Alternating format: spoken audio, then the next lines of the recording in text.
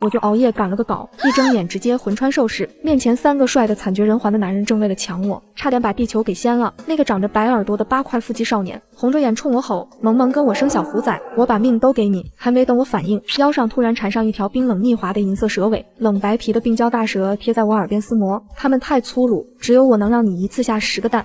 10个蛋，你当我是母鸡吗？我还没来得及吐槽，天上又掉下一个红发狂徒，直接把我薅上云端，都滚开！她是本作选定的神女，我沈萌一个肩不能扛手不能提的现代社畜，穿越到了这个熊多雌少，甚至连生殖隔离都没有的远古兽氏。更要命的是，我竟然是这里唯一完全人形的雌性，在他们眼里，我不是人，是行走的极品猫薄荷，是吃了能长生的唐僧肉，并检测到宿主求生欲爆棚，随身空间超市已激活。我看着脑海里那望不到头的货架，抹了一把口水。蛇王、狼王、白虎军都给我排好队，想娶老娘先拿你们的稀世珍宝来换我的老干妈和姨妈巾，给我生一窝崽崽吧！这震耳欲聋的低音炮混合着野兽的嘶吼，把我从猝死的边缘猛地拽了回来。我猛地睁开眼，穿着毛茸茸的兔子耳朵睡衣，一把推开卧室的门，准备骂街：谁他妈半夜3更把电影音效开这么大，还生崽生你妹啊！然而门打开的瞬间，我傻眼了，没有狭窄的走廊，没有对门的邻居，映入眼帘的是高耸入云的3层楼高巨树，水桶粗的球节藤蔓，以及大地震颤的原始森林。这哪里是我的老破小出租屋，这特么是侏罗纪公园吧？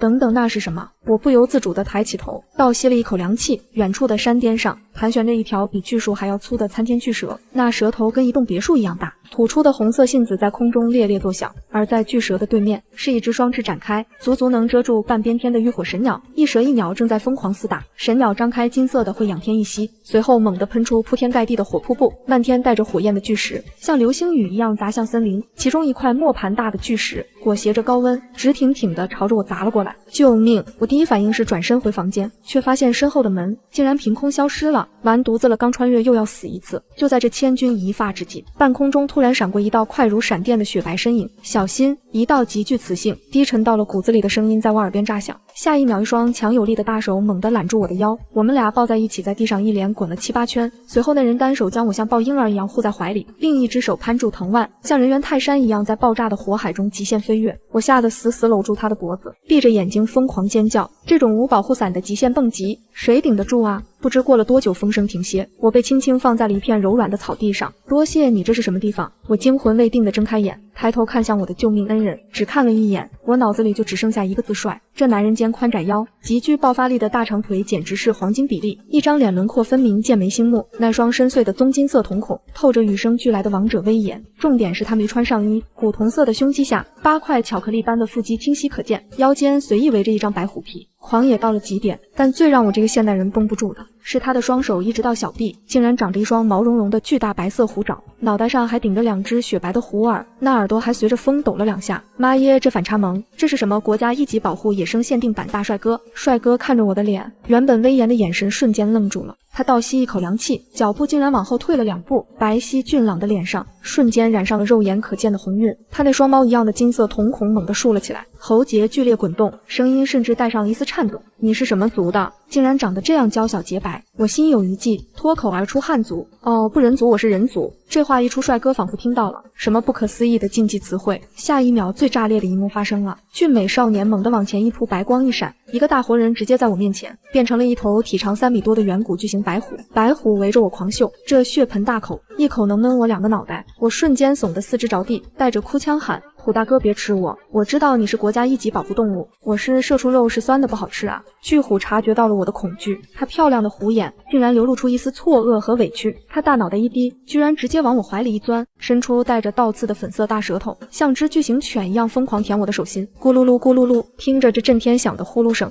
我体内深度毛绒控的 DNA 瞬间动了，我颤巍巍地伸出手，一把撸在它脖子上厚实的白毛上，爽，这手感比顶配水貂绒还要顺滑1万倍，我直接破防了，一把抱住它的大脑袋疯狂狂吸，这也太好撸了吧！你到底是个什么宝贝啊，大猫？就在我抱着巨虎狂吸，它爽得翻白眼的时候，天空突然传来一声惊天巨吼，原来是那条巨蛇战败了。浴火神鸟发出一声长鸣，无数带火的流石漫天砸下，怀里的白虎口吐人言：不好，韩灵君输了，萌萌快跑！白虎猛地将我压在身下，替我挡住了一块砸落的火石，我毫发无伤，可它引以为傲的顺滑白毛却燃起了大火，瞬间变回了之前那个带着虎耳的帅气少年。他强忍着后背的重度烧伤，虚弱地指着远处：别管，我去前面的山洞躲起来。丢下救命恩人。我沈萌虽然狗，但干不出这种缺德事，放屁要死一起死。我不知哪来的力气，拽起几条藤蔓绑在他腰上，拿出当年挤死亡地铁3号线的牛劲，硬生生拽着将近200斤的肌肉壮汉，逃进了一个满是杂草的山洞。就在跨入山洞最深处的那一秒，眼前的视线突然一阵诡异的扭曲，眩晕感过后，我重重地摔在了1.8米的席梦思大床上。熟悉的天花板，熟悉的空气净化器声音，我穿回现代了。但我身边那个8块腹肌、满身烧伤的胡尔少年，正大口喘着粗气，真真切切地躺在我的床上。这是哪里？为何如此明亮？胡尔少年猛地从床上弹起来，警惕地盯着头顶的 LED 吸顶灯，甚至摆出了要跟灯干架的姿势。我顾不上解释，赶紧翻箱倒柜找急救箱。你先别动，你背上的烧伤很严重。可当我拿着碘伏和绷带转过身时，我整个人都傻了。他背上那足以致人死地的焦黑烧伤，竟然正在以肉眼可见的速度愈合。剥落的死皮下，新生的古铜色肌肤光洁如初，这就是兽人的体质。这恢复力金刚狼看了都得叫声哥。肌肉太完美，我咽了口唾沫，鬼使神差地伸出罪恶的指头，在他那线条分明的腹肌上戳了戳，弹性惊人。下一秒，我的手腕被一只厚厚的毛绒虎爪一把抓住，我差点一口老血喷出来，赶紧抽回手。教你个头啊！我是在给你检查身体。少年环顾四周，突然看到了我刚才放在桌上的一杯凉摆开，他眼前一亮，仿佛看到了什么稀世珍宝。清水竟然是纯净的清水。他端起杯子一饮而尽，激动地抓住我的肩膀。小雌性，这片空间还有水吗？寒灵军落败，森林即将断水，我要拿食物跟你换这宝贵的清水回族群。我听得一头雾水，打开床头的小冰箱，直接掏出2瓶百岁山递过去。这玩意儿我多的是，我零食柜里还有2箱矿泉水，你随便喝，你先坐着。我刚穿越出一身汗，先去洗手间换个衣服。我穿着兔子睡衣，转身拧开洗手间的门，把手迈了进去。然而就在我迈进去的瞬间，眼前又是一道七彩流光闪过，马桶和洗手台不见了。我又回到了刚才那个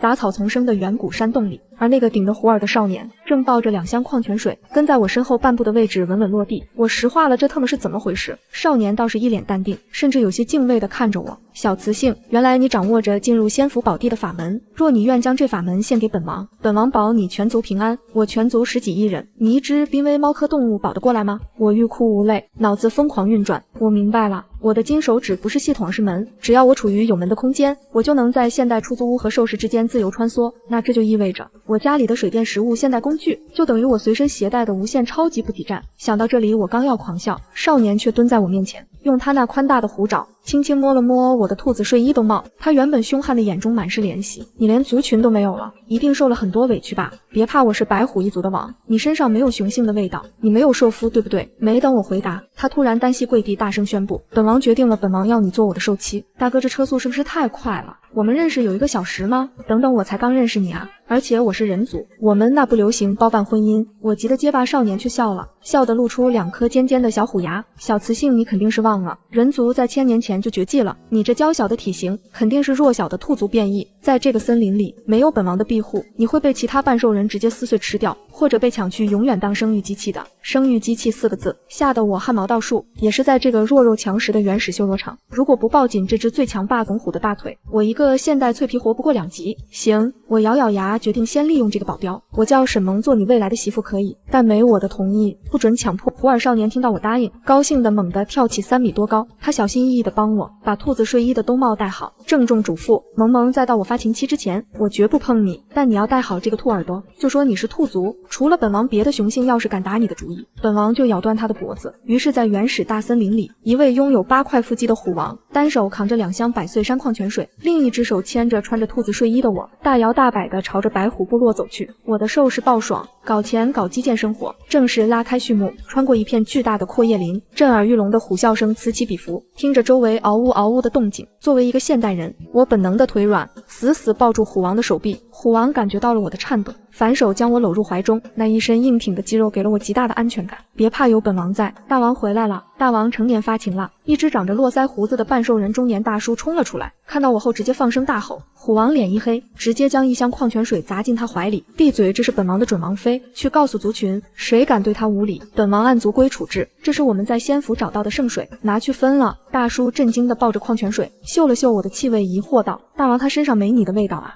要不要大王先用身体给他留个气味，免得别的野兽惦记。闭嘴，想都别想，赶紧走。我老脸一红，一把揪住他毛茸茸的虎耳朵就是一拧。虎王王非但不生气，反而发出一声舒服的咕噜声，乖乖被我揪着往前走。很快，部落的景象尽收眼底，巨大的山谷里错落着山洞和木架，极其原始。而让我震惊的是，随着虎王的一声呼唤，几十只软萌萌、毛茸茸、胖嘟嘟的幼年小老虎，像毛球一样从四面八方滚了出来。大王带雌性回来了啊，它好香啊，它好白，它身上没有毛，好像一块软豆腐哦。一群最高不到我膝盖的小老虎疯狂围在我脚边蹭来蹭去，我沈萌这辈子哪里见过这种神仙阵仗，理智瞬间灰飞烟灭。我直接往地上一坐，左手捞起一只小胖虎揉肚皮，右手按住一只小老虎捏耳朵，脸还在另一只小老虎的背上疯狂狂吸啊，手感太好了，天堂，这里是天堂啊！我爆发出了痴汉般的笑声，小老虎们被我专业的高级撸猫手法摸得四脚朝天，舒服地发出整齐划一的咕噜咕噜声，全族的母老虎都惊呆了。在这个世界，雌性因为珍贵都极度娇气，谁会屈尊降贵去摸别的兽人的崽子？虎王站在一旁，看着我熟练的撸猫手法，眼底满是宠溺。他甚至下意识地摸了摸自己的8块腹肌，心想原来他喜欢这个手法，晚上得让他多摸摸我。撸痛快了之后，开饭的时间到了。然而当看到晚饭的那一刻，我的笑容彻底凝固在了脸上。一块足足有30斤重，还滴着鲜血的长毛生肉，被啪的一声砸在一块平整的巨石上。几十只成年老虎连刀叉都不用，直接冲上去撕咬，骨头嚼得嘎嘣响。虎王特意撕下最嫩的一块带血的肉，贴心地递到我嘴边，萌萌吃吧，这是最好的一块肉了。一阵浓烈的血腥味扑面而来，我差点没吐出来。你们就不吃熟的吗？我脸色惨白地问。旁边一只极其健美的母老虎化成了半人形的御姐叹了口气，萌萌火灵君走了，森林里的火种全灭了，没有天雷劈中枯树，我们怎么吃熟肉呢？小崽子们吃生肉经常会拉肚子的。几只小老虎围过来，可怜巴巴地用脑袋蹭我。小兔兔王妃，我们想吃熟肉，生肉好腥哦。看着这群可怜巴巴的绝世小可爱，我脑子里突然闪过一道电光，等等，我刚才在现代出租屋里，除了带水过来，我的睡衣口袋里好像还装着一样东西。我猛地站起身，目光扫过包括虎王在内全族渴望的眼神，是时候向这群原始土老帽展示一下来自21世纪现代文明的降维打击了。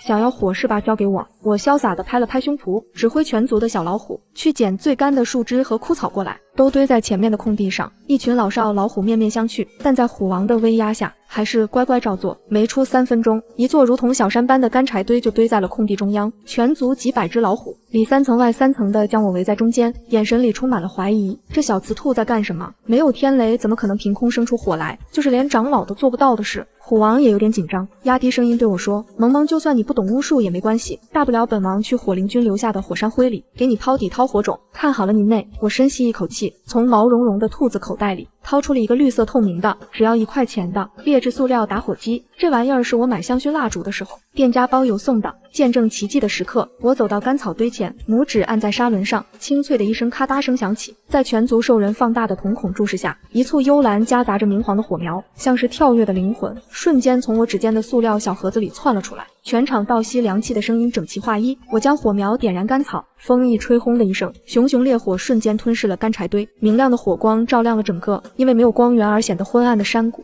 温暖的光芒打在每一个兽人惊呆的脸上。死寂，如同坟墓一般的死寂，足足维持了10秒钟。火是真火，天哪，他不用雷击，不用巫术，凭空召唤出了神火。大胡子长老激动的当场滑跪，扑通一声跪在火堆前，泪流满面。火神降世，火神降世啊！大王您带回来的不是凡人，是神女啊！紧接着扑通扑通的声音不绝于耳，几百号强大狂野的老虎对着我这个只有1.6米的现代脆皮集体跪拜求饶，小老虎们更是欢呼雀跃。王妃好厉害，王妃会变魔术！我站在火光前，看着手里这个1块钱的打火机，心中狂喜，这特么就封神了！这受试的门槛也太低了吧！带着我那个能随时回现代进货的门金手指，这波我简直是要起飞啊！为了巩固我的地位，我直接把手里的打火机抛给虎王。虎王，这是我带来的神器，能储存万年凡火，有了它，白虎一族此后永远不用再茹毛饮血。现在我将它赐予你。虎王接住打火机的手都在抖，那双看我时本就充满欲望和爱意的金瞳，此刻更是夹杂了无尽的崇拜和狂热。他猛地将我一把举高高，当着全族的面发出震慑整片森林的怒吼：“我的王妃沈萌不仅是白虎一族的恩人，更是唯一的火神，谁敢对她不敬，本王撕了她！”群虎咆哮响彻云霄。那一晚的篝火晚会，我成了绝对的 C 位。吃上了烤得滋滋冒油的烤肉，喝着不知名的酸甜野果酒。吃饱喝足，我在所有母老虎羡慕的眼神中，回到了虎王给我安排的王妃专属大山洞里。然而刚准备测试一下能不能卡 bug 回到现代洗个热水澡，洞口就传来了一阵小心翼翼的脚步声。虎王站在月光下，少年气十足的脸上满是局促。他不仅褪去了虎皮，露出了那不可描述的完美上半身，甚至还在腰间别了一朵极其骚气的红花。我后退一步，抵在冰冷的石壁上，心跳狂飙。大哥才第一天，打火机刚点着，你这把火就烧到我身上了。停！我双手交叉在胸前，不是说好没到发情期不碰我吗？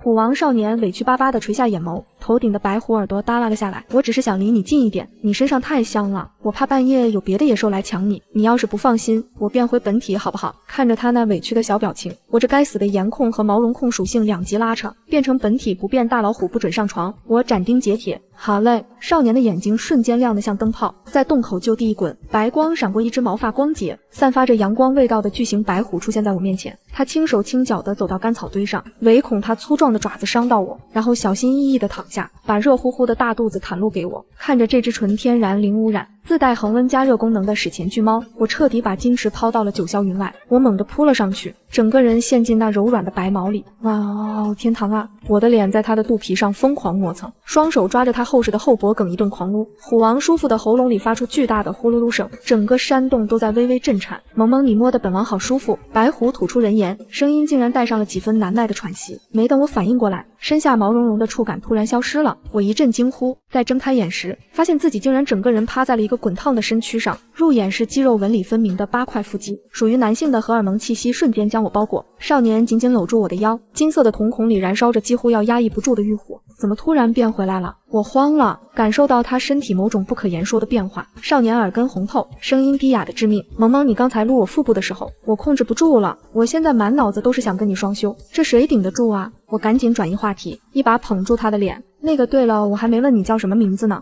少年一愣，眼中的欲火稍微褪去了一些，有些失落。白虎一族只有完成双修才算真正成年，长老才会赐名。我现在没有名字，那我给你起一个吧。我眼睛一亮，你是天生虎王威震山林，不如叫虎山君。虎山君，少年喃喃念着这3个字，眼神突然爆发出夺目的光彩。我从出生就被视为异类，只有你愿意给我赐名。他猛地翻身，将我压在身下，额头抵着我的额头，那双霸道的眼睛死死锁定我。沈萌，从今天起，我虎山君这条命就是你的，两生两世，我绝不让任何人伤你一根头发。听着这霸总到了极点的告白，我心跳漏了半拍，但下一秒我一脚踹在他小腿上。知道了，赶紧变回毛茸茸，我要抱着老虎睡觉，带着对未来美好的撸猫加当女帝的憧憬。我趴在变回原形的虎山君肚皮上沉沉睡去。第二天我睡到日上3竿才醒，大白虎已经不在洞里了。我熟练的卡了个门的空间 bug， 回现代舒舒服服的烤了片吐司，煎了个蛋，还喝了杯热牛奶。吃饱喝足，我心满意足地迈出山洞，却发现原本热闹的山谷出奇的安静，除了哼哼哈哈练武的小老虎，成年公虎竟然全都不见了。萌萌，你醒了，我给你留了肉。一只半人半虎、身材极其火爆的御姐母狐走了过来，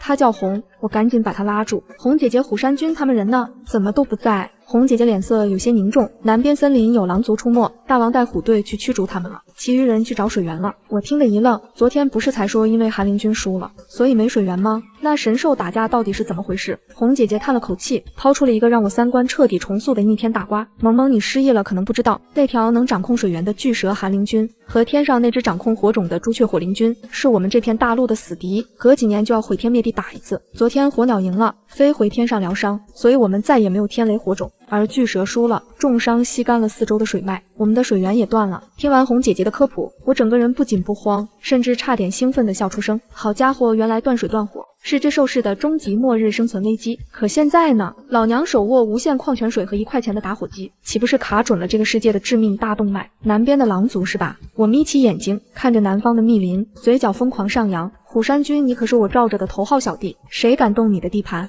老娘今天就让他们见识见识什么叫来自现代财阀神女的绝对碾压。我和母虎红一起准备了小老虎们的早饭，试碎肉条拌着瘦奶。这里只有一个大石桌当砧板，连灶台和锅碗都没有。我环顾四周，没发现刀，忍不住问红怎么切肉。红利落地，亮出手掌，5个像小刀一样锋利的虎爪寒光一闪，刷刷几下，一大块牛肉就成了肉条。我看看自己光秃秃的指甲，红善意的笑道：“萌萌，帮忙接受奶吧。”我去木圈里接露奶，发现这里的兽人也懂圈养，只是他们不吃素，所以不懂种植。我不禁好奇，都是兽，为什么鹿会被当成食物？红诧异的看了我一眼，告诉了我这个世界的常识，因为他们就是没开智的牲畜，不是兽族啊。森林里也有灵鹿一族，它们长得很高大，但这种普通的鹿只能当食物。提到水源，他眼神黯淡下来。这片万灵之森庇护我们白虎一族，如果我们被迫迁徙，说不定过个100年，虎族会退化成野兽，沦为兽族的猎物。我赶紧安慰，不会的，我们一定会找到水源的。我没敢提空间的事，总觉得授人以鱼不如授人以渔，帮他们找到真正的水源才更稳妥。红仰头高吼一声吃早饭，山谷里的小老虎们瞬间上演了饿虎扑食。没多久，一群雌虎过来接红，我忙问你们去做什么？也带上我吧，我想多了解这个世界。出了山谷，雌虎们通通摇身一变，化作巨大的虎形。红示意我也变身，我只能干笑2声，我不能变身，要不我还是回去吧。红直接上前一拱，把我掀到他背上，带着我在森林里飞驰。队伍渐渐慢下来，我问红我们要去哪？红嘶哑的回答找水源。雌虎们散开搜寻，红陪着我。我正尝试用地理知识观察地形，森林却突然死寂下来，灌木丛传出急促的沙沙声。红察觉不对，立刻带我往回跑，可几匹饿狼猛地撞了过来，我被甩下虎背，重重撞在树上。红冲过来拍飞一匹狼，对我喊道：快跑，往山谷跑！我拼命飞奔，身后却有一匹狼穷追不舍。慌乱中，我脚下一滑，顺着泥泞的藤蔓，直接滑落进一个深不见底的裂缝。我跌落在泥水里，却意外的一阵狂喜。水这里竟然有地下水源，我顺着浑浊的水流往上游走，打算寻找源源。这里光线昏暗，我正摸索着，石壁后突然传来一阵回音缭绕的咕噜声，我吓得拿出口袋里的牙刷横在胸前。水出来！嘿嘿，想不到会有雌兽来这里，太好了！俺已经很久没有找到雌性双修，都快返祖了。一个肥头大耳、长着2颗獠牙的海象般丑陋的野猪怪窜了出来，它垂涎地打量着我。嘿嘿，美丽的小雌性，你是兔子，兔子好能生，给俺生一窝小崽子吧！我吓得魂飞魄散，山君红救救我！可我哪里跑得过他？野猪怪一把将我拽进泥水里，爱怜又嫌弃的嘟囔：美是美，太瘦弱了，来把这个吃了，俺保证不让你痛死。他强行往我嘴里塞了一颗红色的果子，果汁瞬间顺着喉咙流下，一股无法言喻的燥热瞬间席卷全身，我身体发软，几乎要瘫化在泥水里。就在这绝望时刻，身下的水面突然泛起浓雾，一股冰凉滑腻的东西从我身边掠过，一道黑影闪过，那野猪怪还没反应过来，就被像切西瓜一样切成了几段。死里逃生的我并没清醒，那果子的药力太强，我发出的呼吸都带了魅意。当那根冰冷的尾巴缠上我的腰时，我本能地抱住它，疯狂剐蹭，渴望那点凉意。尾巴僵了一下，随即将我拉进了深水。迷蒙中，我看到一个极其俊美的男人在水底浮现，他黑发飘荡，额间有一点红印，眼中满是魅惑。他低沉开口：雌性，你为何来到本君的领土？药力上恼得我根本无法思考，直接吻上了他的唇。男人笑了：好一个大胆的雌性，那么本君满足你。我仿佛在大海与云端之间起伏，等我再次睁眼，发现自己躺在铺满珍珠宝石的华丽大床上，身上只披着一件丝质袍子。趁着四周没人，我慌乱地寻找出口，心里只有一个念头：跑，一定要赶紧跑。我手忙脚乱地从巨大的蚌壳中逃出来，还没游多远，腰间猛地被一条长尾缠住，一阵天旋地转，我被扯回了一个冰冷而宽阔的怀抱。俊美的男人脸色阴沉，嘴角却勾起一抹邪魅狂狷的笑：雌性，你把本君吃干抹净，就想逃吗？我此时神志清明，借着微光看清了缠在腰上的东西，那竟是一条覆盖着黑金鳞片的粗壮蛇尾。我这辈子最怕的就是蛇，极度的恐惧让我下意识尖叫出声。男人的神色瞬间僵住，明明他的表情显得很凶，我却莫名从那双树瞳里看到了一丝受伤与悲凉。蛇尾猛地消失，他伸手接住我，声音低沉：你怕本君？我把头摇得像拨浪鼓，不是怕你，我只是怕蛇而已。那条水蛇呢？他没有回答，搂着我猛地一跃，两人重新跌回那张铺满珍珠宝石的华丽棒床上。他笑意更深，似乎觉得我这副防备的模样十分有趣。然而就在我们拉扯衣裳时，我突然感到一阵强烈的头晕目眩，浑身绵软无力。是昨晚消耗过度了吗？还没等我想明白，一股强烈的溺水感瞬间从口鼻涌入，我惊恐地搂紧他的脖子，本能的挣扎：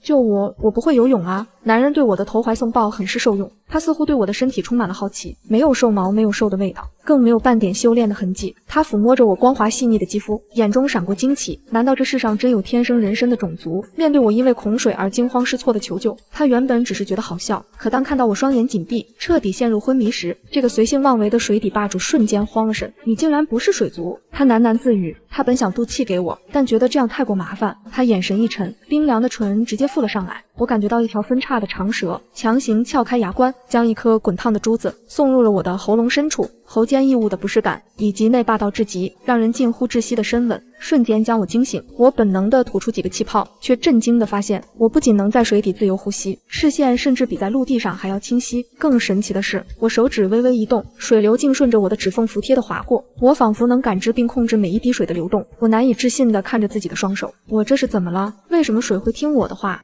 耳边突然传来一个温和的女子声音：“主君把自己的内丹给了你一颗。”我吓了一跳，像树袋熊一样死死钻进男人的衣襟里，四下张望。比起被他看光，我更怕被别人围观，这也太丢脸了。男人发出一声低沉愉悦的轻笑，安抚地拍了拍我的背：“不急，我们可以慢慢玩。”我仍不依不饶地问：“是谁在说话？”房间传来一阵轻微的震动，那声音带着笑意：“是我伴娘。”我这才反应过来，这个房间竟然是活的，而且我竟然能听懂水底生物的语言。但紧接着另一个细思极恐的念头让我羞愤欲绝。那昨晚我们哪个你都看到了？伴娘识趣的没有回答，男人却捏了捏我的腰，语气细写：“看到又如何，小雌性，你为何对双休这么害羞？这明明是那么快乐的事。”我很想大声抗议，因为我是人类，可还没开口，他再次压了下来。这一次清醒的我真真切切地感受到他的舌头真的是分叉的。我惊恐地睁大眼睛想推开他，可那点绵软的力气落在他的胸膛上，反而像极了调情，惹得他眼底的欲念越来越深。更可怕的是，我的身体竟然也不受控制地做出了回应，从腹部蔓延至四肢，一股绵软的燥热感让我渴望更多。怎么回事？昨天果子的毒还没解吗？我咬着唇，声音都在发颤。男人嗤笑一声：“一枚催情果而已，本君昨夜自然帮你解了药性，怎么小雌性对昨夜不满意？”我的脸红得像要滴血。那为什么我还会这样？他冰凉的手指从我的脸颊缓缓划过耳垂，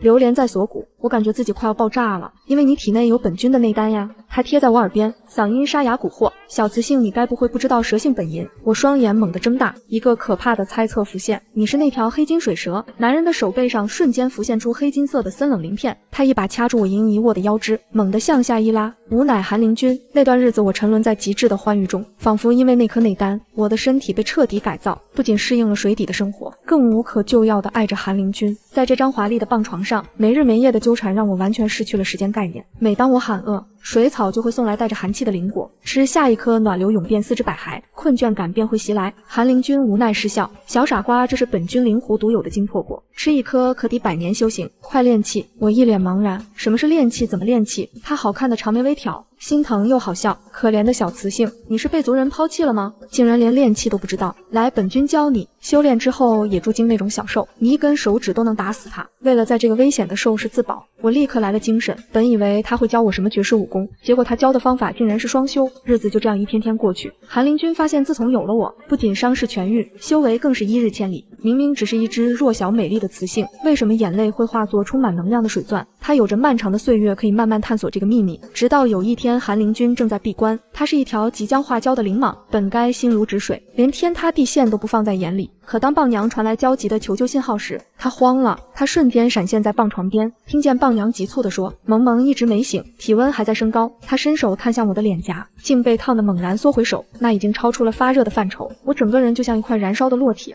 他立刻输送灵气，可热度不仅没降，反而越烧越旺。棒娘第一次在泰山崩于前，都面不改色的韩灵君脸上看到了惊慌失措。主君萌萌是什么种族？是不是应该找族中长老询问？棒娘强迫自己冷静下来，她摇摇头，她失忆了，不记得自己的种族，也忘了怎么化形。棒娘震惊无比，世上竟有忘了化形的雌兽，速召归州来。韩灵君试图用自己冰冷的身体替我降温，吩咐棒娘发送求救信号。得知擅长医术的归州远在千里之外，最快也要3天才能赶回时，韩灵君彻底坐不住了，看好他本君亲自去带归州回来。以他的速度，一来一回最多半个时辰。韩灵君走后，棒娘紧张的守在床边，我全身泛着不正常的粉红，眉头紧锁，似乎在忍受极大的痛苦。突然，我双手猛地攥紧，体内爆发出一股极其庞大的能量冲击波，这股力量之强横，甚至仅次于韩灵君本尊。棒娘连声音都没发出来，就直接被震晕了过去。而我在漫长的炙烤后，缓缓睁开了眼睛。我揉着胀痛的肚子坐起身，发现坚不可摧的棒床竟然碎了，而在碎裂的床铺中央，静静躺着3颗闪烁着微光、温润如活物的小圆球。是棒娘的珍珠，还是韩灵君的内丹被我排出来了？我试探着摸了一下，温热的触感传来，四周死一般的寂静。棒娘，韩灵君，我喊了几声无人回应。我脑中灵光一闪，对啊，他们不在。我刚好可以逃跑啊！上次我逃跑被抓回来，狠狠惩罚了一顿，我可不想一辈子在这水底。门，我需要一扇门。我手指轻巧地转动，一缕缕水草仿佛有了生命，自动编织成一道草帘。我掀开草帘穿了过去，太棒了，这也算门。我瞬间回到了自己现代的卧室。现在我体内有寒灵君的内丹气息，如果回去遇到虎山君，我就谎称自己恢复记忆是蛇族，能控水帮他们解决水源危机。单纯的小老虎肯定不会怀疑。我换上一身舒适的棉质连衣裙，戴上蝴蝶结发箍，登上一双轻便的运动鞋。为了预防被寒灵君追踪，我没敢拿那3颗发光的珠子。重新跨过门，我回到海底。我对着昏迷的棒娘挥了挥手，再见了，多谢你这段时间的照顾。利用控水能力，我轻而易举地让蚌壳张开，像一条灵活的鱼儿般冲了出去。控水的感觉比潜水好玩千百倍，但我不敢耽搁，拼命朝有光的地方游去。哗啦破水而出，我才发现这不是什么深潭，而是一个广阔无垠的巨大湖泊。寒灵君这个小气鬼，坐拥这么多水资源，居然不舍得分给森林里的兽族一点点。等我帮虎族打出水井，看他还怎么拿捏别人。这他从野猪怪手里救了我，还把内丹给我，让我有了控水自保的本事。为避免被抓回去，我马不停蹄地往森林深处跑。我学着虎山君的样子，抓着藤蔓在林间飞跃荡漾，竟然很快掌握了诀窍。风在耳边呼啸，这种自由掌控命运的感觉让我畅快淋漓。我不再是那个瑟瑟发抖、假扮兔子的小可怜了。就在我荡到最高点，试图寻找虎族部落的位置时，下方的一幕吸引了我的视线。一群目露凶光的灰狼正将一只浑身雪白的孤狼逼至悬崖边缘。如果放在平时，我绝不会多管闲事，但我一眼认出那群灰狼中有一只正是那天追杀我何红的罪魁祸首。要不是他们，我也不会掉进地下河，遇到那个恶心的野猪怪。新仇旧恨涌上心头，而且也不知道红最后有没有受伤。我眼神一冷，握紧了藤蔓，改变了方向。这下我不得不管了，就算不是为了救白狼，也要为自己报仇，狠狠教训这群灰狼。白啸天，你们白狼一族已经死绝了，以后狼族部落由我灰狼一族带领，你要投降奉我灰狼为主，我们就饶你一命。那只白狼看着不过20岁，此时浑身是伤，鲜血染红了毛皮，但眼中的霸气丝毫不减。灰土狼，当年是我父亲救了你，让你在白狼部落安家，没想到你恩将仇报。灰土狼猖狂地笑，我本来就是灰狼一族派出的探子，要怪就怪你父亲无能，识狼不明，上杀了他，拿他的头去向首领领赏。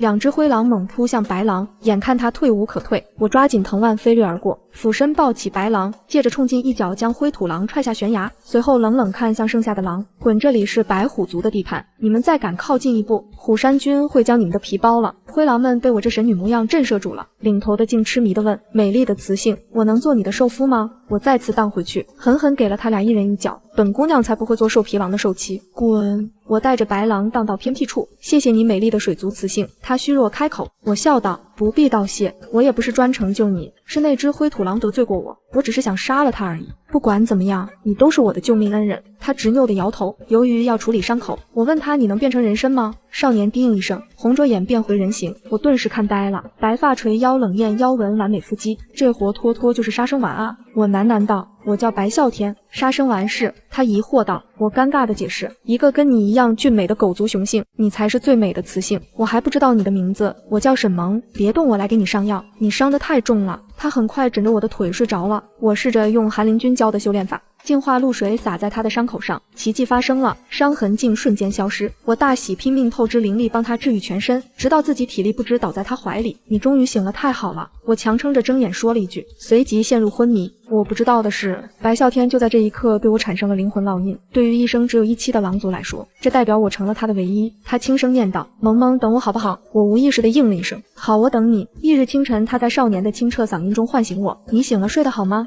我惊觉自己枕在人家怀里，老脸一红，那个不好意思，你还有伤，我没压痛你吧？他认真盯着我，我的伤已经好了。再说萌萌很轻，我愿意这样被你压着睡一辈子。我心里狂跳，赶紧转移话题。那个灰狼还会袭击你吗？我要回白虎部落，你要不要和我一起去？我可以向虎山君解释，相信他们不会为难你的。我要去拯救我的族人，等我解释了白狼族的事，我会再来找你。我从包里翻出矿泉水递给他，那约好了。对了，听说现在森林中缺水，这些水你带着。他接过水，突然肃穆地抓住我的手，萌萌别动，腕贴着腕，一股异样的灼热感瞬间传遍全身。他的手移开后，我手腕上出现了一个白色烙印，外面是一个圆圈，里面是一只简笔画的狼头。少年笑着指向烙印，你用力按向它。我不明所以，但还是用力按了一下。紧接着我看到少年手腕上的烙印瞬间变成烫金色，甚至连他的皮肉都被烫伤了。我吓得赶紧松手急问，怎么会这样？怎么能让你受伤？少年眼中满是感动与忠诚的光芒，他鼓起勇气轻轻抚摸了一下我的头发，温柔一笑，你遇到危险的时候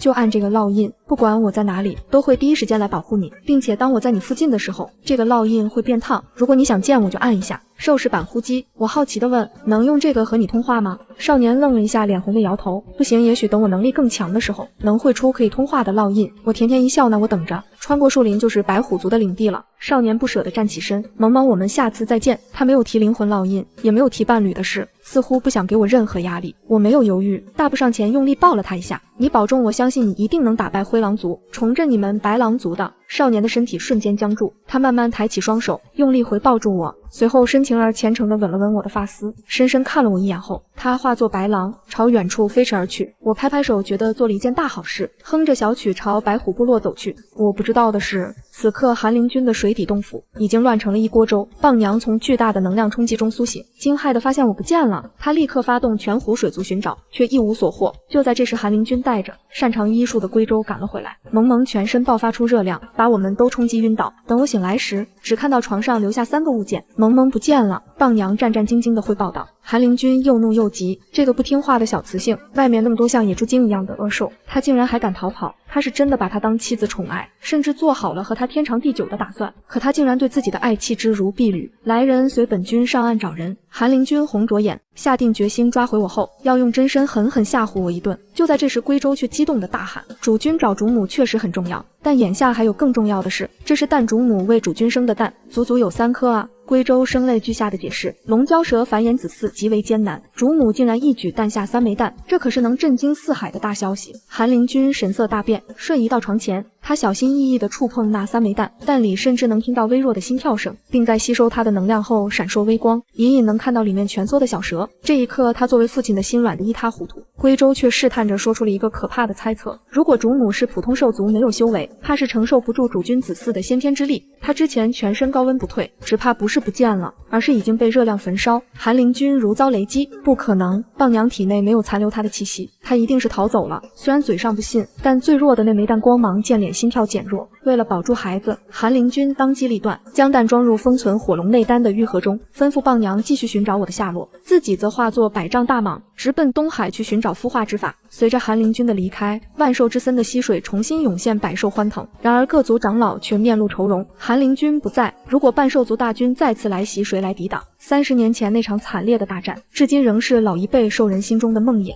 白虎部落里，长老正愁眉不展，虎王还没回来，红眼睛红肿。大王下到萌萌掉下去的山沟找去了，小老虎们垂头丧气。小兔兔被灰狼吃了吗？我还没走到部落门口，就被直岗的熊虎拦住了。你是谁？快停下！我很无语，换了身衣服你们就不认识了。我大喊，我是沈萌啊，红姐姐在吗？虎山君在吗？那熊虎仔细打量我，死活不信。他印象里的小雌兔柔弱怯懦，而眼前的雌性却自信张扬，散发着神圣的光芒，绝不可能是同一个人。直到红听到声音跑出来，他一开始也满脸戒备，尤其闻到我身上水族的气息时更是重雷。红姐姐，我欢喜地大喊，双眼放光。红惊喜地瞪大眼睛，我飞扑过去搂住他的脖子转了2圈。太好了，你认出我来了。这位虎大哥一直没认出我，不许我进入部落。那只熊虎尴尬地抓了抓头，你真是虎王的受妻雌兔。我对着红摇了摇头，在他的注视下笑道，我已经找到我的族群，我不是雌兔，而是水族，并且我得到族长的教导，能控水哦，以后虎族再也不缺水了。红忙道，山溪里已经有水了。韩灵君离开了万兽之森。听到韩灵君，我本能地缩了缩脖子。我不讨厌他，但我是真的怕蛇，更怕万一和他有了后代，生出小蛇怎么办？一想到逃走时落下的那3颗白珠子，我心里总觉得空落落的。但我绝不会回去，我要帮虎族找到水源，然后回家。虎山君呢？红眼眶一红，化作母虎示意我上去。我们飞驰到我坠落的地缝边缘，红指着裂缝说，虎王从这里下去找你，一直没有回来。我心头一震，这地缝极深，只有顺着地下河才能出去。我对红说，你先回族中等消息，我去带虎山君回家。太危险了，虎王能力强，不会有事的。我甜甜一笑，红姐姐忘了吗？我已经跟族长学了控水术，下面就是一条地下河，我不会有事的，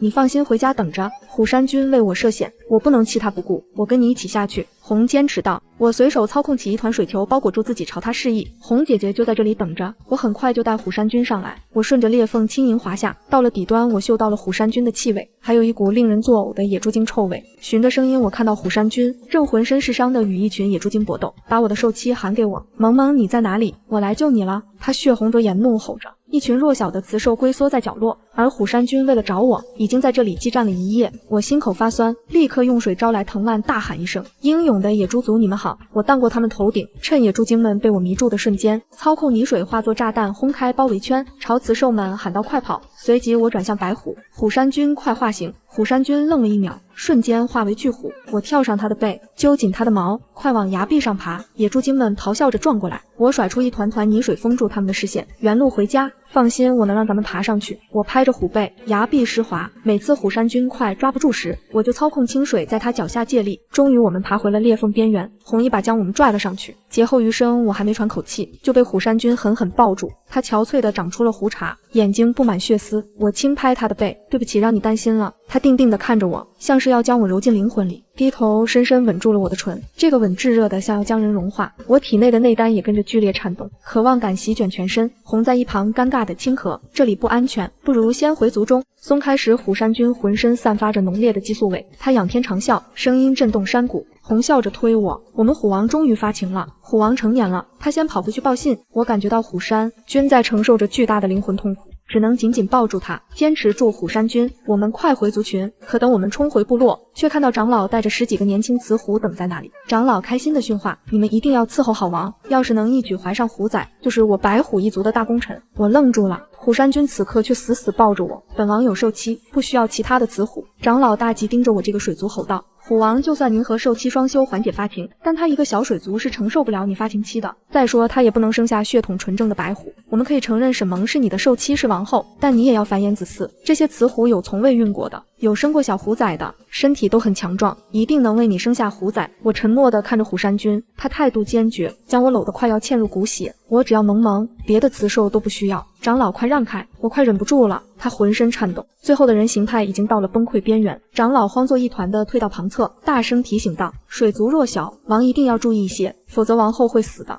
听到那个死字，虎山君猛地停下，他怀里的我同样难熬，体内那颗寒灵君给的内丹正叫嚣着渴望。虎山君府在我耳边嗓音沙哑：萌萌，我会很轻很小心的，可以吗？他发现我激动的眼泪里蕴含着比圣果还强的能量，为了保护我，他没有细说。然而白虎部落却陷入了不安，虎族本就难孕，水族与虎族结合更被视为绝后。白虎王族若无子嗣，地盘迟早被抢。直到一声虎啸震动山谷，北方虎王来了。虎山君沉声解释，是最强的虎族，他们掌控整个北方雪森，一直觊觎东方森林，来者不善。红着眼睛告诉我，如果虎王成年发情后没能让雌兽受孕，会被剥去王位的。我心如刀绞，低声问红，是不是我离开比较好？我离开后，虎山君应该很快找只雌虎生崽子吧。红一把拉住我，萌萌不能离开，你与我白虎族有大恩，大不了我们把火种给北方虎。我只觉脸颊滚烫，眼前一黑，失去知觉，倒在了红的怀里。红大惊失色，立刻抱着我去找全族唯一懂医术的长老。另一边，虎山君长老与一众雄虎正与北方虎群剑拔弩张的对峙。北方虎身形极为庞大，化作人形都超过2米，压迫感十足。北方虎王声如洪钟：虎山君，你我是同族，我敬你是东方虎王，但如今你没有子嗣，万一被外族侵占，损失的是整个虎族的利益，不如派我北方雄性虎队入驻如何？虎山君强压怒火：不怎样，我才成年不足10天，你凭什么认定我会没有子嗣？北方虎王大笑，震得松针簌簌坠落。消息早传开了，你为了一个绝美的水族雌兽，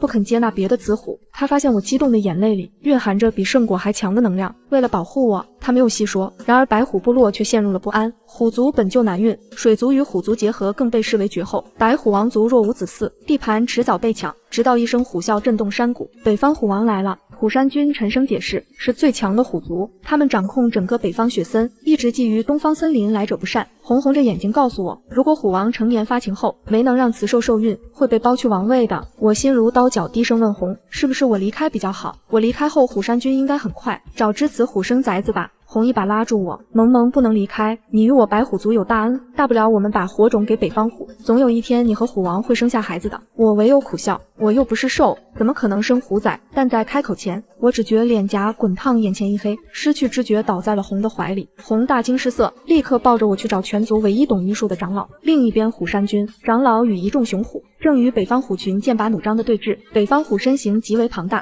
化作人形都超过2米，压迫感十足。北方虎王声如洪钟：虎山君，你我是同族，我敬你是东方虎王，但如今你没有子嗣，万一被外族侵占，损失的是整个虎族的利益，不如派我北方雄性虎队入驻如何？虎山君强压怒火：不怎样，我才成年不足10天，你凭什么认定我会没有子嗣？北方虎王大笑，震得松针簌簌坠落。消息早传开了，你为了一个绝美的水族雌兽，不肯接纳别的雌虎，难道你要让一只水族给你生出一只长鱼尾的虎吗？北方虎群哄堂大笑，在他们眼里，弱小的水族雌兽只配当作发泄的玩物，白虎王竟让他当虎后，简直是个天大的笑话！不许你们羞辱我的妻！你是要和我开战吗？虎山君暴怒，长老急忙打圆场。北方虎王远来是客，子嗣问题不劳操心，我们白虎族雌虎众多，总会有人为虎王诞下子嗣的。他还是希望虎山君能尽早认清现实。就在这时，红背着我匆匆赶来，长老快看看萌萌，他突然生病了。虎山君大惊，慌忙把我抱过去。由于浑身滚烫，他不禁自责昨晚是不是伤到了我。长老上前查看，先是吓得跌坐，随后转为狂喜。虎王王后是有孕了啊！此言一出，全场震撼。北方虎王看着处于沉睡中的我，不仅惊叹于我的美貌，更震惊于水族竟能为虎族生子。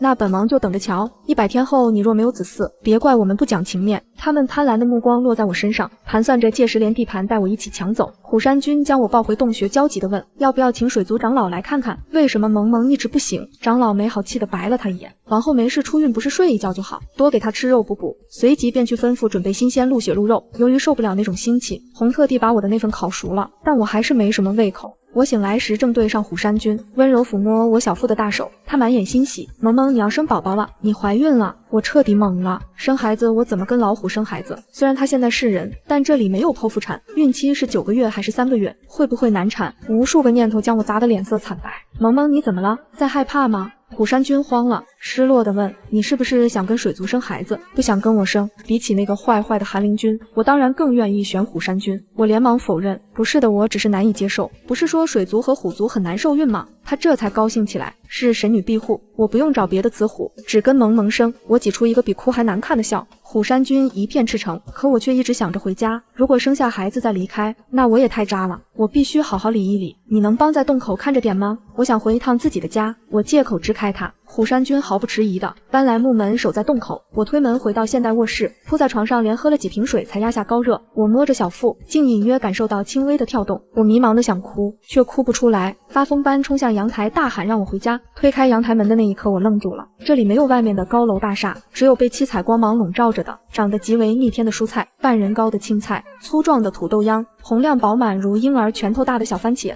看着被云雾遮挡的暗淡天空，我意识到我可能永远都回不去了。眼泪砸在手背上，竟化作一片片金雪花融入皮肤，瞬间中和了体内的燥热。我的眼泪怎么也变异了。为了不让虎山君担心，我摘了一筐番茄和黄瓜回去。七彩光芒一闪，我回到了洞穴。虎山君看清我脚下的筐子时，惊喜交加。萌萌，你是从水族宝境拿的圣果吗？这吃了能助修炼，我去年1年才找到3颗。我笑着把一颗圣女果塞进他嘴里，我家菜园多的是，你敞开吃。虎山君咽下后，瞳孔骤然变成金色，瞬间化作巨型白虎，蹭了蹭我的手便卧地沉睡。我吓了一跳，自己也试着吃了几颗，小腹处顿时涌起暖意，一股奇异的饥饿感驱使我连吃了10几个番茄才平息。看他一直不醒，我有些不放心，跑去找长老何红。两人起初根本不信我有这么多圣果，直到来到洞穴亲眼瞧见，长老不仅没想着自己吃，反而狂喜道：太好了，有了这些圣果，往后腹上的孩子一定能平安生下。看着这群单纯的让我落泪的兽人，我终于忍不住问出心底的疑惑：虎长老，你们为什么不想撵我走？明明外界都说水族和虎族结合没有好下场，北方虎的威胁近在眼前，那些排队等虎王发情的雌虎也毫无怨言，就因为一个打火机吗？虎长老双眼圆瞪，连耷拉的眼皮都撑成了双眼皮，满脸不解。你是虎王的受妻，我们怎么能撵你走？可我是水族啊，是异族，整个虎族部落只有我一个异族，那又怎么样？虎王喜欢你，认定你是他的受妻，你献上火种时，整个虎族就答应了，会庇护你一生。我在此被兽人的直白与纯粹震撼。前世作为孤儿的我，从未体会过这种被无条件信任和偏爱的感觉。养父母的偏心，男友的背叛，唯一朋友的暗箭伤人，我曾在人类社会活得一败涂地，三情皆空。没想到穿越到兽世，竟得到了梦寐以求的家人般的温暖。我热泪盈眶，慢慢上前拥抱了红，又感激地看向这位像爷爷一样的虎长老。谢谢你们对我这么好，这样的圣果我还能找到很多，这些就给小老虎们吃吧。两人起初坚决反对，直到我威胁说不吃就扔出去喂鸟，虎长老才勉强同意拿走一小部分喂给天赋高的小崽子。他再三叮嘱红严守秘密，免得外族抢夺，又像操心的长辈一样絮叨我太瘦，必须要多吃圣果安泰。得知虎山君的沉睡是消化圣果能量的正常反应后，我以需要休息为由关上洞门，转身进入了空间家中的阳台。我惊喜地发现，阳台竟然扩大了足足3倍。我不再惊奇，熟练地用洞口的泥土种下番茄子。为了测试做熟的圣果是否还有能量，我熬了些番茄酱端出空间，借着红准备晚饭的契机，我不仅教他怎么把难以下咽的生肉处理得美味，还亲自动手炖了一大锅不加调料的番茄牛肉，酸甜霸道的香味飘满山谷，馋得一群小崽子挥着肉嘟嘟的爪子去抓香气，那萌态看得我心都要化了。我给每人盛了一碗，连成年虎都分到了一碗肉汤。当红宣布开饭后，出乎意料的事情发生了。当天下午，除了我和没吃的值守熊虎外，整个山谷因承受不住圣果巨大的能量，集体陷入了沉睡。我没想到圣果力量这么强，我尴尬地对值守熊虎说，他却激动不已。等他们醒了，就轮到我了。我已经1年没有升级了，从他口中我第一次了解了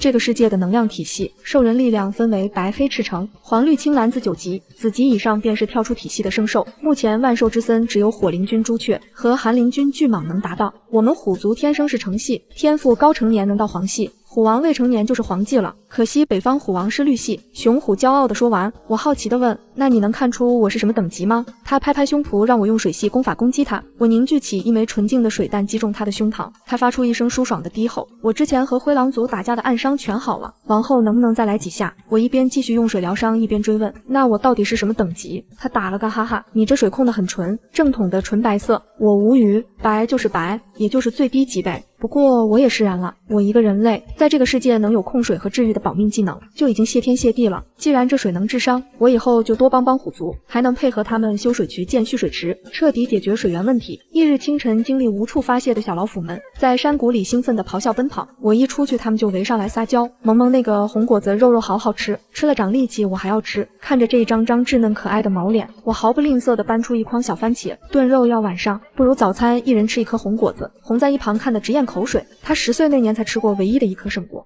而我们的王后竟然拿圣果当早餐发。看着为了功绩争抢圣果的母子，我心里五味杂陈。红吃下一颗果子后终于开了智，也因此受长老器重的。可再看这些小虎崽才多大啊，都能把圣果当饭吃了。我给排队的小老虎一虎一颗，又顺手塞了一颗到红嘴里，他吃完却严厉禁止我再分发。萌萌要自己多吃，你肚子中的小虎崽需要圣果。我也发现现在的饥饿感并非来自胃部，而是小腹。吃吐司鸡蛋根本没用，只有圣果能平息那股渴望，但也多亏了圣果，我的控水术变强了10倍。听红说长老正号召全族修炼并保护我，我有些懵，我都不出山谷，需要保护吗？红郑重的点头，在长老眼里，我不仅拥有足以被各族疯抢的火种，还有青色等级的治疗术，更重要的是，我能带回取之不尽的圣果。胡长老感慨道，王后是我们整个白虎一族的福星，我们一定要守护好王后，绝不让北方虎抢走王后。他看穿了北方虎王的野心，那是势在必行。虎山君握着我的手，萌萌放心，我一定会保护好你和孩子，绝不让你们受到一点伤害。他甚至提议，还有啊，那就是给萌萌再找一个强大的兽夫，我们2族联手，一定能保护好萌萌。我简直惊呆了，这是自己给自己戴绿帽子吗？后来才知道，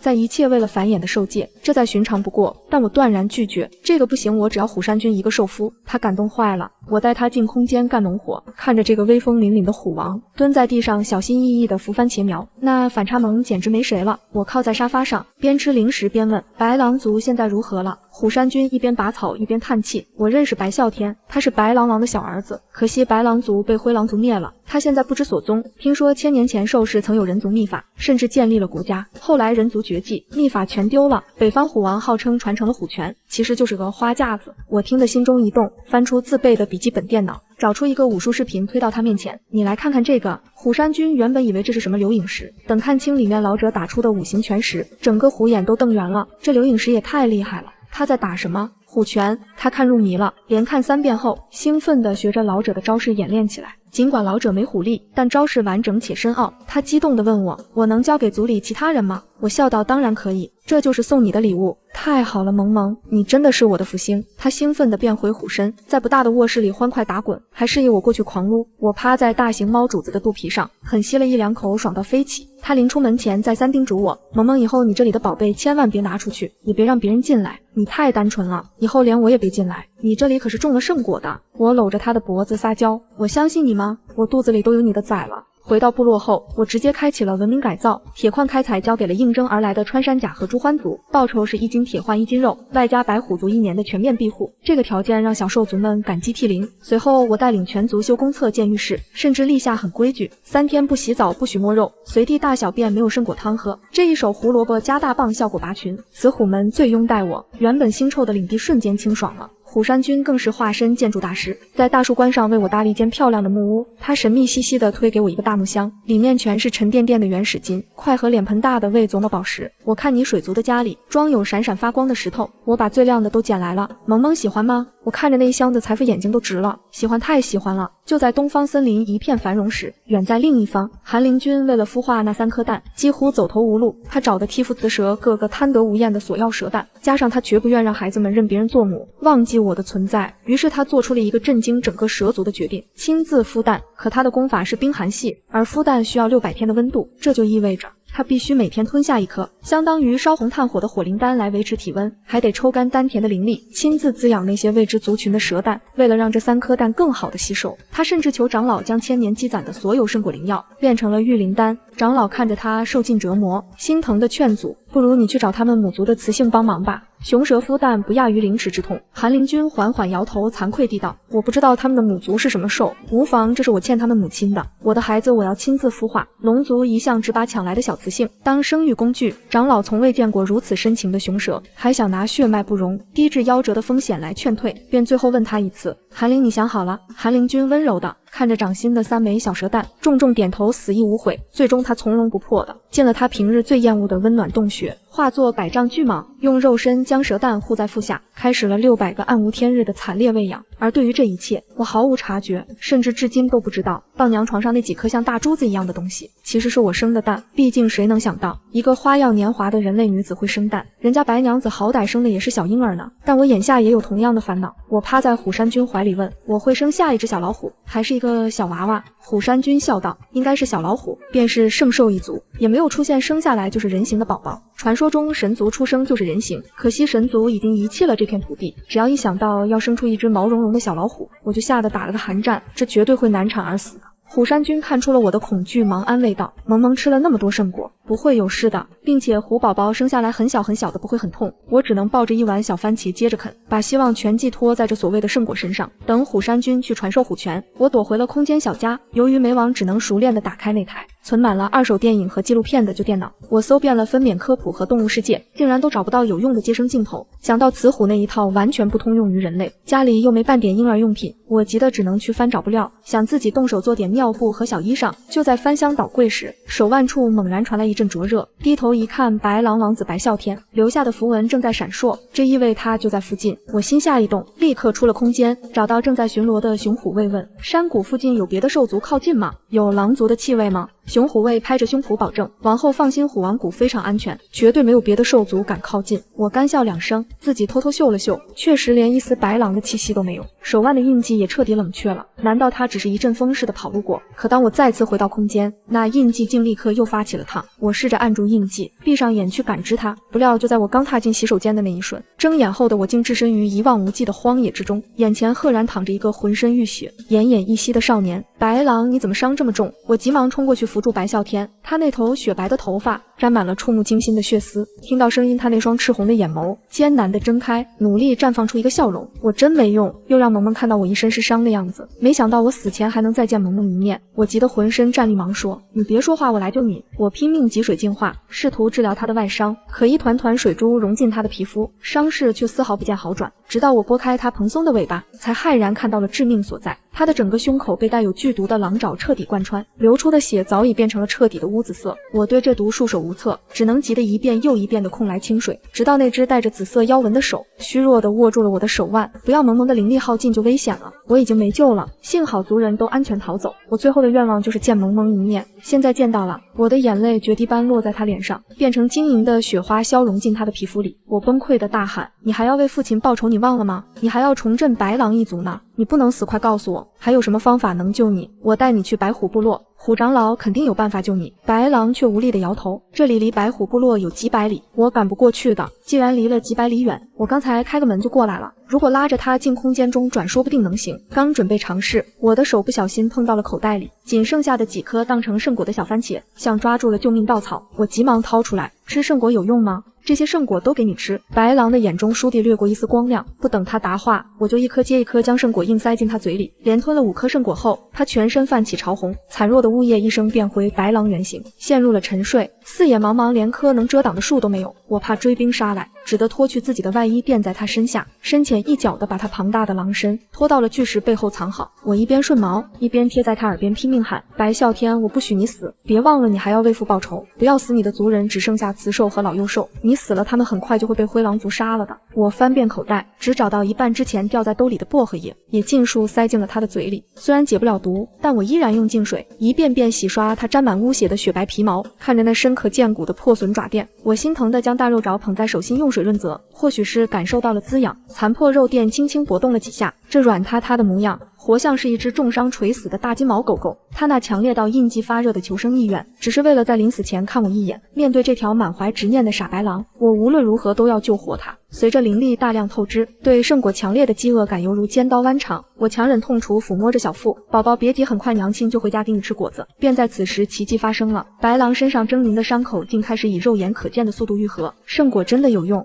白啸天，你听了吗？你的伤在愈合哦，你自己也要加油，不要陷入沉眠，快点醒过来。白狼那尖尖的绒毛耳朵猛地抖了一下，我忍不住伸手摸了摸那 Q 弹的让人上瘾的触感。很快我惊讶地发现，这头处于昏迷中的大狼脸颊上竟然泛起了害羞的红晕。我立刻又送了一些清水喂进他嘴里，水珠刚咽下，怀里的巨狼瞬间化成了白发红眸，颊边闪着紫色妖纹的俊美少年。那长长的硕大尾发垂落在腰间，像极了一条遮眼的惹火小短裙。我赶忙按住自己胡思乱想的手，强行压下难为情问道：你的伤好了吗？白狼睁着眼，依旧温柔炽热地注视着我，轻声回答：多谢萌萌的圣果，不仅我的伤好了，我的修为还提高了不少，现在我有信心打败灰狼王了。紧跟着他的目光落在我威龙的小腹上，语气满是欢喜：萌萌有宝宝了吗？我笑着点头，是的。他也跟着笑弯了眼，那太好了，有了宝宝，你在部落会得到保护。我一直担心萌萌会不会受伤，会不会被人欺负，被这样毫不掩饰的目光盯着，我有些不好意思的揉了揉他顺滑的白发，真抱歉，圣果没有了，下次有机会我再请你吃。白狼突然意识到什么，语气透出慌张：你把圣果给我吃，族人会不会埋怨你？你放心，我一定会找到新的圣果补偿你。我连连摆手安抚：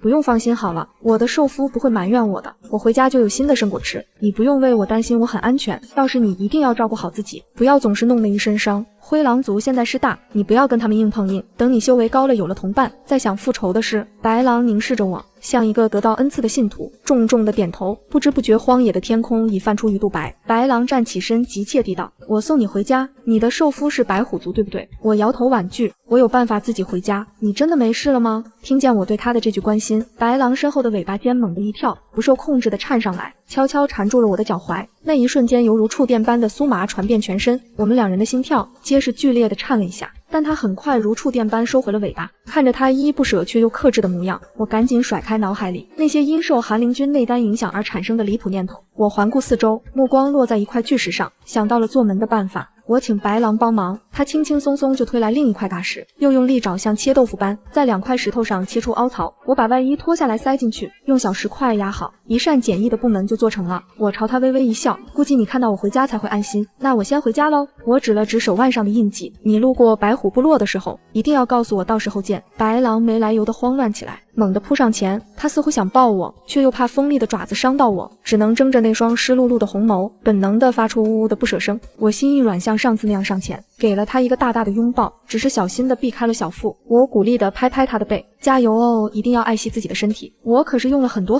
净水来治疗你的身体的，不许再让他受伤了。白狼呜咽一声，目光落在我的耳垂上。就在2人分开之时，他突然低头，带着灼热的呼吸，稳稳地吻在了我的耳垂上。熟悉的酥麻感瞬间从丹田窜遍全身。我结结巴巴地问：你这是做什么？白狼调皮一笑，露出整齐好看的白牙：你刚刚亲了我的耳朵那么久，我也要亲一下。我忙为自己变白，我只是摸一摸而已。他抬手收回锋利的指甲，轻轻揉了揉我的耳垂。那我也摸一摸，萌萌要是觉得亏了，可以再亲回来。原来你是匹夫黑狼。我狠狠瞪他一眼，压下心头的不舍，轻叹一声：“我真的要走了，再见。”随后我一步三回头地掀开那道布门，在一阵七彩光芒中回到了家。我自然没有看到被丢在原地的白狼是如何将我的外套系在脖间，贪婪地嗅着上面残留的气息，试图将这味道刻入灵魂。我更不知道的是，我失踪的这一夜，虎山君快要急疯了。为了不泄露我水族小屋的秘密，也怕引起部落恐慌，他一开始只私下换来了红，你在木屋守着，若萌萌回来就换我，若有人来问，就说萌萌在睡觉，绝对不能让其他人进去。红大惊，萌萌不见了吗？为什么要这么做？应该赶紧喊起所有人去找萌萌啊！虎山君摇头，情况还不明确，暂时不能惊动其他人。我一个人在部落附近找一找。这一夜，他化身猛虎，寻遍了部落每一个角落，找遍了所有山洞、树林和藤门，却没捕捉到我一丝残存的气息。当他失魂落魄地回到漆黑的树屋时，红急切地迎上前：“萌萌没回来，找到他了吗？”见他摇头，红大急，不能再等了，快唤醒全族人出动去找。他却绝望地反问：“去哪找？你知道他的族群在何处吗？”红一夜，难道王上不知道？虎山君悲伤地摇头：“我不知道。每次我问萌萌都不回答，并且他还怕水，他教我们开渠饮水，可他从来不去湖边溪边看一眼。”红猜测道：“他会不会被族人抓走了？也许他是鱼，便回原身从水里游走了。”这句话惊醒了虎山君，他疯狂地冲向后山溪流寻找水族，又在半夜抓来擅长打洞的小兽族逼问。可那些小兽族吓得腿软，这片土地虎族的气息极重，我们这些小族感受到这个气息，只会快速逃离，根本无法打洞。折腾了一夜，百兽惊惶，他却依旧没有我的半点音讯。直到天边泛起鱼肚白，焦躁不安守在木屋里一夜未眠的红，终于听到了藤万连门后传来窸窸窣窣的动静，他瞬间炸毛，做出防备，却见一身米黄色衣裙的我端着一盆小番茄，一边吃一边走了出来。看到红，我笑着挥手：“红姐姐在啊，来一起吃果子。”红难以置信地走近，摸了摸我的脸后，猛地冲向后窗，用最大的力气推开窗户，差点把木屋震散架。根本不用他喊，远处的树丛传来剧烈的震动。我出现的瞬间，虎山君就感应到了我的气息，他巨大的虎身从后窗跃入，就地一滚，化作人身，一把将惊愕的我紧紧搂进怀里。我这才发现，堂堂虎王竟然哭了，那眼泪大的都快赶上我手里的小番茄了。虎山君，你怎么了？我像顺毛一样，轻轻沿脊背抚摸着他有些扎手的金棕色长发。若是平时，他早就酥麻的倒下与我嬉闹，可此刻他却一动不动，像抱着失而复得的珍宝，喉咙深处满是哽咽。萌萌，你到哪里了？红也在一旁抹眼泪。萌萌，你失踪了一夜，虎王快要急死了。我顿时一阵心虚愧疚，忙说：“对不起，是我考虑不周，没有给你们送个信，让你们担心了。其他人还在找我吗？真的很对不起。”红摇摇头，一脸疑惑的解释：“虎王不让告诉旁人，他让我守在这里，他自己出去找你。”我悬着的心这才落地，幸好没惊动全族，要是闹到长老那儿就没脸见人了。我充满歉意的把盆递过去：“红姐姐，对不起，你先去休息吧，我会跟山君解释清楚的。这些果子你拿去吃。”红离开后，我抱着虎山君瘫坐在毛茸茸的兽皮地板上，轻声哄道：“我这不是没事吗？别哭了，像个小孩子一样，宝宝会笑话你的。”虎山君红着眼睛定定地看着我，原本精神的头发都耷拉了下来。上一次我失踪，让他一夜成年，而这一次竟让他憔悴得像是老了10岁。但他很快就反应过来，匆忙收了回去。尾尖扫过肌肤的瞬间，我脑子里竟冒出好像被他用尾巴缠着腰的荒唐念头。我捂了下脸，肯定又是韩灵君的内丹在作祟，连带着把我的道德底线都拉低了。我压下思绪：“萌萌，你到哪里去了？答应我以后不要再离开我好不好？”我小鸡啄米似的点头：“好，我答应你，绝对不会再有下一次。”这时虎山君闻到了白狼的气息，脸色变得凝重：“果然是狼族把你抓走了吗？”我忙摆手：“不是的，情况是这样的。除了隐去白狼最后亲我耳垂那一段，我把经过全盘托出。”虎山君一听我是被手腕上的印记召唤走的，立刻气愤道：“天亮后找族长把这个印记消掉。”该死的小白狼！萌萌好心救了他一次，他竟然缠着你不放。也不是啦，他真的伤得差点死掉，可能是走投无路才换我的。我忙拉住他：“对不起啦，我保证不会再有下一次。其实你不用这么担心我，我在水族小屋里很安全的。”虎山君心疼地抚摸我的唇：“我怎么可能不担心？萌萌这么美，离开部落就会有很多雄兽要抢你，又这么瘦弱。之前你还会用水族的法术，有了宝宝之后，法术却变弱了。”我对着他的唇啄了一口，脸红红地说：“我也一夜没睡，不如咱们先补觉，等睡醒了任凭虎王大人处置。”他一个公主抱将我抱起，小心翼翼放到床上。我哪舍得处置萌萌，只要萌萌答应再也不离开我就好。我答应，我是真累了，迷迷糊糊便沉入梦乡，直到被一声惊呼吵醒。萌萌！虎山君满头大汗，我忙安抚地抚摸他：“我在呢。”他一把将我死死抱住：“我梦到你不见了，我已经回来了啊。中午了，咱们再不出去，长老都要着急了。”虎山君这才回神：“萌萌饿了吧？我去给你拿肉，我不饿，你饿吗？我见他嘴唇干裂，想拿番茄给他吃，他却不肯，吃了会沉睡，他宁可挨饿，也怕万一睡着，我又被那该死的白狼唤走。吃了一点红送来的烤肉后，虎山君立即带我去找长老。此时长老正带着一群小老虎练虎拳，一招一式完全基于虎族天性演化，透着取人性命的狠厉。将我们带进摆满草药的山洞后，虎长老一看到我手腕的印记，惊得扯断了3根胡须，神色古怪地问：王后，你真不知道这个印记代表什么吗？我半懂不懂，我只知道白狼如果在附近，这个印记就会变热，然后我们能通过这个印记找到对方在哪里，至于别的我就不知道了。虎长老，这是我之前救了白狼王子，他感激我才留下来的，但山君非常不喜欢白狼和我有联系，您能把他去除吗？虎长老直视我，语气沉重，能但王后要忍受剥皮削肉之痛。虎山君急道：没有温和一点的办法吗？可恨的小白狼竟然敢这样对萌吗？王后只是削掉这块皮肉，但那白狼则会瞬间殒命。我们俩都懵了，齐刷刷看向长老。为什么？因为这是白狼族特有的秘术灵魂印记。长老叹道：白狼一族与别的兽族不同，他们一生只有一个伴侣。当一只雄狼遇到灵魂为之站立的雌兽时，便会触发灵魂印记，此生那只雌兽便是雄狼唯一的爱。他的灵魂生命乃至于狼族信仰都比不过雌兽重要。雄狼不得不和灵魂伴侣分离之时，便会留下这个灵魂印记，不仅利于两人心灵沟通，还代表着雄狼把自己的命交到雌兽手里。若雌兽要杀他，只要削去这块皮肉，他立即就会心衰而死。我听得嘴巴都合不上，别人只是谈恋爱，你上来就把离婚就死的生死状给签了。我带着哭腔看向虎山君，我真不知道。他当时什么也没说，就给我留下这个印记。我相信萌萌。虎山君不假思索。虎长老为难地问：王后，是你在和我王定情之前被这白狼留下灵魂印记的，还是之后？我立刻明白定情的意思，红着脸说：之前我先遇到白狼，然后重回虎族部落，和山君有宝宝的。虎长老又扯断了3根胡子，这就麻烦了。按兽氏的规矩，那白狼应该是王后的第一个受夫，虎王是第2个。虎山君毛都炸了，萌萌是我的，我一个人的。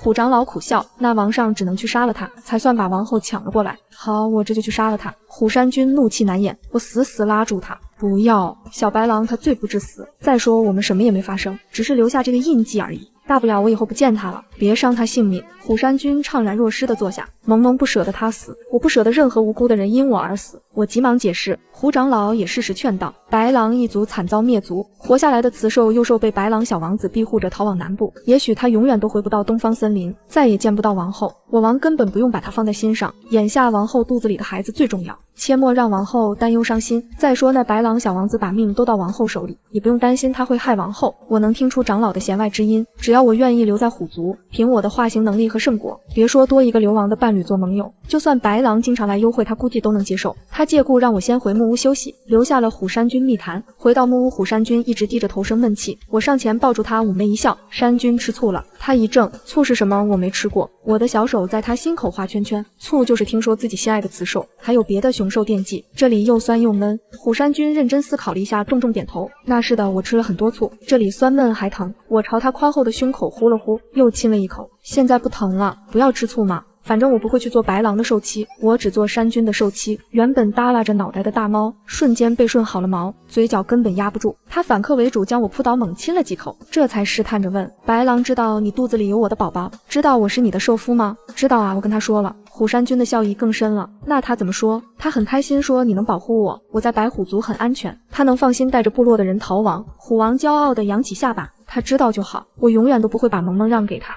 接着又恨恨道：都怪那只野猪，要不然萌萌早就是我的受妻，也不会被他留下灵魂印记。我垂眸，指尖轻轻抚过那道印记，远在千里之外的白狼真的就这么毫不犹豫的把命交给了我吗？